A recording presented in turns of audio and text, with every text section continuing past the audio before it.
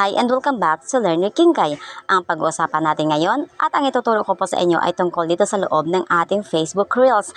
So paano at saan tayo pwedeng kumuha ng music sa Facebook Reels nang hindi tayo makopyright? Para malalaman nyo, sundan nyo lang ang tutorial na to para maging eligible yung ating content sa loob ng Facebook Reels. So nakikita nyo po ngayon, nandito tayo sa ating Facebook, no? Ayan, so ang gagawin po natin guys ay pupunta lamang po tayo sa ating Creator Studio.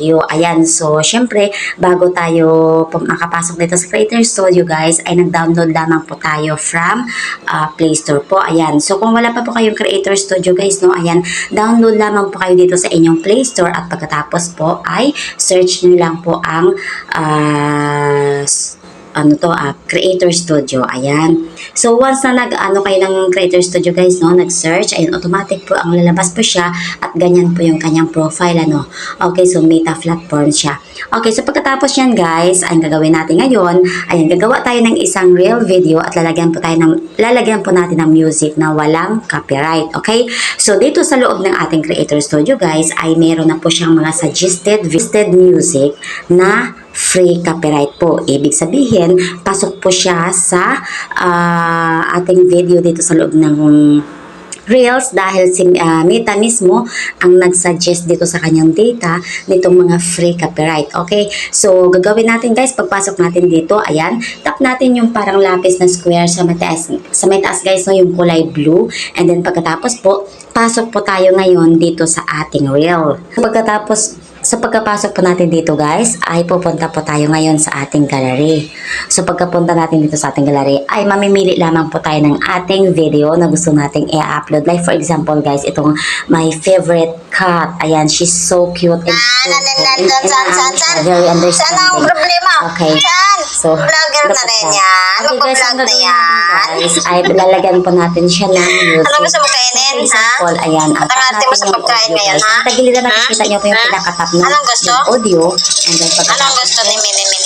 Lagay dito naman sa baba na selfie mo na si Mini, oo. So, add natin yung, tap natin yung add music. Okay, so pagkatapos po, dito sa may search bar sa taas guys, ay search lamang po natin yung free copyright music. Ang ginawa natin na to guys ay nag-shortcut lang tayo dito sa loob ng ating Creator Studio, no? So, walang copyright itong ating video guys, no? Ayan. So ngayon si Meta or si Facebook Reels ay magsasuggest ngayon sa atin ng mga songs at mamimili lamang po tayo dito. So ngayon po, for example, tap natin tong Forever Young.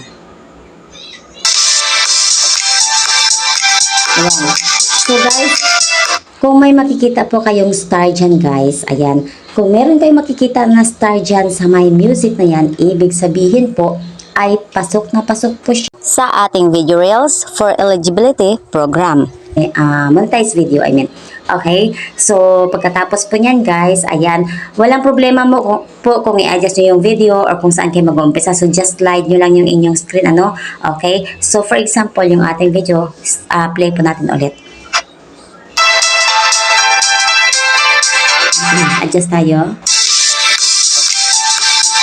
Ayan. Okay, so pagkatapos po niyan guys, idan lamang po natin siya. Oh, ang cute-cute.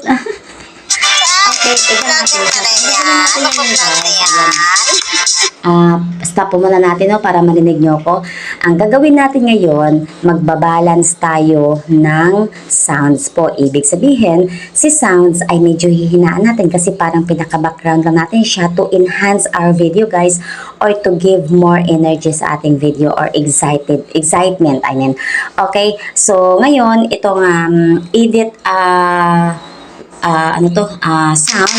Okay? Ano gusto mo kainin, ha? Natin tong kanyang natin mo sa pagkain ngayon, ha? Ito na to. Ayan, slide natin. Anong gusto? So, ngayon yung ating button. Anong gusto ni Mini? Okay. So, can play video. Air occurred while trying to play video. Okay. So, ngayon pagkatapos po guys, ayan. Pagkatapos po niyan, okay. Anong gusto mo kainin? So, lumabas lang siya for for advertise lol. So, pagkatapos po niyan guys, ay tap natin yan. At pagkatapos po, maglalagay lang po tayo ng caption or description po. So, for example, ilalagay natin tong cut video yung ating description or pinaka main topic dito sa ating video na to. So, okay? So, pagkatapos po niyan guys, ay tap lang po natin yung share reel. Ayan. At ang gagawin po natin ngayon ay i-verify po natin dito sa ating help and support para po malalaman natin kung meron tayong copyrights. So, pasok sa Facebook, tap your profile, and tap help and support. Pagkatapos po, tap your alerts. And makikita na po natin dyan kung meron tayong copyright or wala.